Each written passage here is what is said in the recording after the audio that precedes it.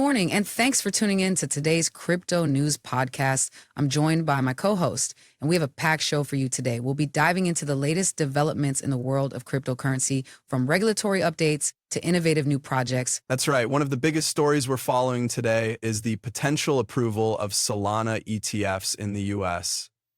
There's been a lot of speculation about whether these exchange-traded funds will get the green light from regulators, and we'll be breaking down the latest news and expert insights. Yeah, it's an interesting story. Despite favorable odds for approval, there are still a lot of hurdles to clear before these ETFs can start trading. Regulatory review, ongoing enforcement actions, and public comment on the multiple filings are all still pending. Exactly. And as Bloomberg's senior ETF analyst pointed out, right now, the only thing that's happened is they didn't get a phone call telling them to go away. So while things are looking good for Solana hopefuls, there's still a lot that can change before these ETFs potentially start trading. That's a great point. And speaking of regulatory developments, we also have news from the European Central Bank, which is working on a settlement system for distributed ledger transactions. This is a big deal as it could pave the way for more widespread adoption of blockchain technology in the financial sector. Absolutely. The ECB is looking to develop a way of settling distributed ledger technology transactions with fiat currency, which would be a major step forward for the industry. And what's interesting is that this will be a two-stage process, starting with a link to the existing target system. Yeah, that's a great point. And this news highlights the ongoing trend of traditional financial institutions exploring the potential of blockchain technology. We'll be diving deeper into this story later in the show, but it's definitely an important development to keep an eye on. Definitely. And it's also worth noting that this news comes at a time when there's increasing scrutiny of the crypto industry from regulators around the world. We'll be exploring this theme throughout the episode and looking at what it means for investors and enthusiasts alike. Exactly. So stay tuned for more on these stories and others as we dive into the world of cryptocurrency and explore the latest developments and trends. It's going to be a fascinating show, and we're excited to share it with you. As we were discussing earlier, the rise of decentralized finance has led to an influx of innovative lending solutions. One such example is the new partnership between OnRamp and Arch, which has resulted in the launch of a Bitcoin-backed lending service. That's right. This service allows Bitcoin holders to access liquidity without having to sell their assets, which is a major advantage for those who want to maintain their exposure to the market. By using their Bitcoin as collateral, users can borrow funds while still benefiting from any potential price appreciation. Building on what we discussed earlier about the growing demand for tokenized assets, it's interesting to see how this lending service fits into the broader narrative. By providing a way for users to unlock liquidity from their Bitcoin holdings, OnRamp and Arch are essentially creating a new use case for tokenized assets. Absolutely. And it's not just about lending. We're seeing a surge in demand for yield-bearing stablecoins, which are essentially tokenized assets that offer a return on investment. Figure Markets, for example, has just launched an SEC-registered yield-bearing stablecoin called YLDS.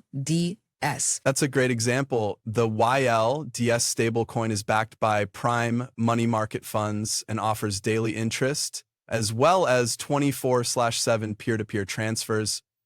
This is exactly the kind of innovation we're seeing in the tokenized asset space, where companies are finding new ways to create value for investors. Speaking of innovation, it's worth noting that Figure Markets is led by former SoFi CEO Mike Cagney, who has a track record of disrupting traditional financial markets. The fact that he's now leading a company that's pushing the boundaries of tokenized assets is a testament to the growing importance of this space. And it's not just about the technology itself, but also about the regulatory environment. The fact that YLDS is SEC registered is a big deal, as it provides a level of legitimacy and oversight that's essential for mainstream adoption. Exactly. As we've discussed before, regulatory clarity is essential for the growth of the crypto market. And with companies like Figure Markets and OnRamp pushing the boundaries of innovation, it's clear that we're on the cusp of a major shift in the way we think about financial markets. Well, it's certainly an exciting time to be watching the crypto space. With new innovations emerging every day, it's clear that the future of finance is going to be very different from what we see today. Absolutely, and we'll be here to cover it every step of the way. Stay tuned for more updates on the world of crypto and tokenized assets. Building on what we discussed earlier about regulatory clarity, it seems like the U.S. Securities and Exchange Commission has taken a step back from its focus on crypto enforcement. That's right.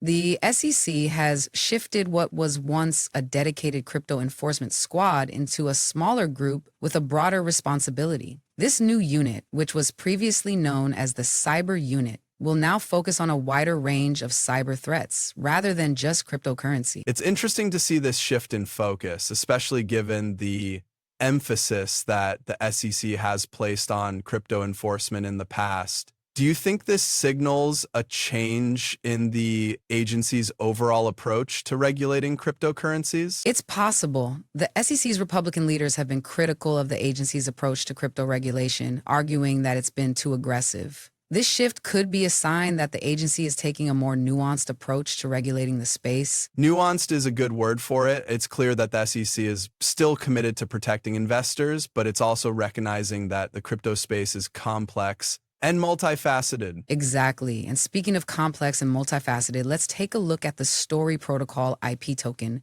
which surged 149% in a single day, just 1 week after its launch. Wow, that's incredible. What's driving this growth? Well, Story Protocol has been touting its unique stack of IP-focused product features and applications which are built on top of its L1 infrastructure.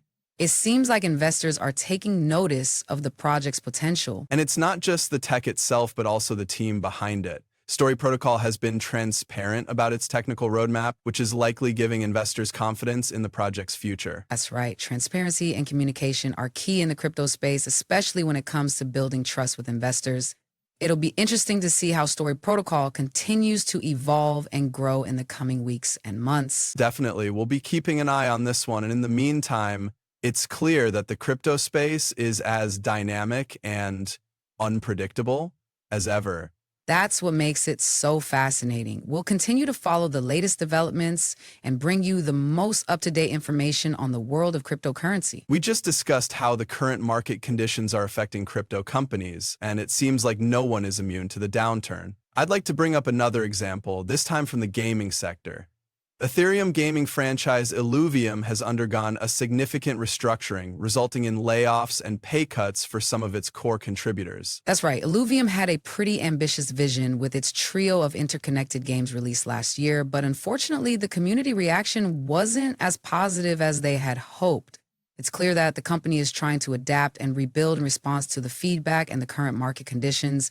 Building on what we discussed earlier about companies needing to be flexible and adapt to changing circumstances, it's interesting to see how Illuvium is handling this situation. Some of the core contributors are even opting to receive their wages in the gaming IP's own token, which is a pretty unconventional move. Absolutely. It's a risk, but it also shows that the team is committed to the project and willing to take on some of that risk themselves. It's not unlike what we've seen with other companies in the space, where employees are willing to take pay cuts or receive payment in tokens in order to help the company stay afloat. Speaking of creative freedom and new projects, I'd like to bring up the story of Antoine Mingo, the original artist behind the popular Ethereum NFT collection Pudgy Penguins.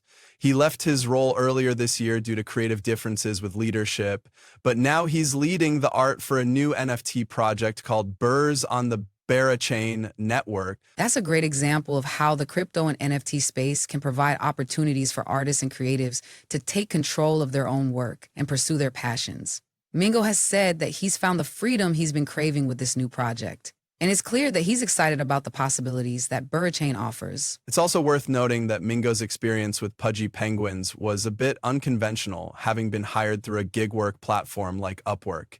It just goes to show that there are many different paths to success in this space, and that creatives are finding new and innovative ways to connect with projects and communities that align with their values. Absolutely. And I think that's one of the things that's so exciting about the crypto and NFT space. It's still relatively new and uncharted territory, and there are so many opportunities for innovation and creativity. We're seeing new projects and platforms emerge all the time, and it's going to be interesting to see how they all shake out in the coming months and years. I think it's interesting that we saw Franklin Templeton launch their EZPZ ETF today, which offers investors weighted exposure to Bitcoin and Ethereum. It's clear that institutions are becoming increasingly interested in creating products that cater to the growing demand for digital assets. Absolutely. And it's not just institutions that are taking notice. Eric Demuth, the CEO of Bitpanda, made some thought provoking comments about the impact of Trump's crypto push on the global economy.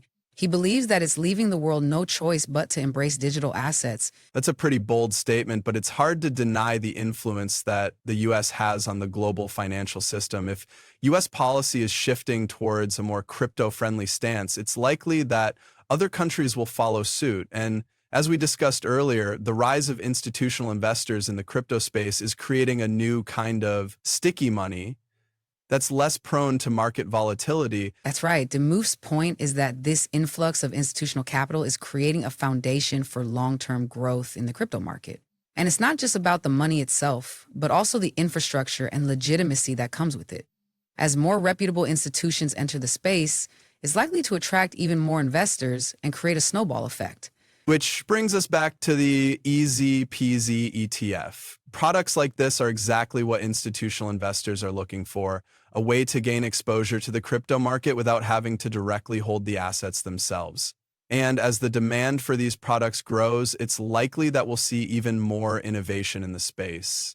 So what are the key takeaways from today's stories? Firstly, institutions are becoming increasingly interested in crypto, and products like the Easy Peasy ETF are being created to meet that demand. Secondly, the U.S. policy shift towards crypto is having a ripple effect on the global economy, and it's likely that other countries will follow suit. And finally, the rise of institutional investors is creating a foundation for long-term growth in the crypto market. And looking ahead to the market outlook, it's likely that we'll see continued growth and innovation in the crypto space. As more institutions enter the market, it's likely to create a self-reinforcing cycle of growth and adoption.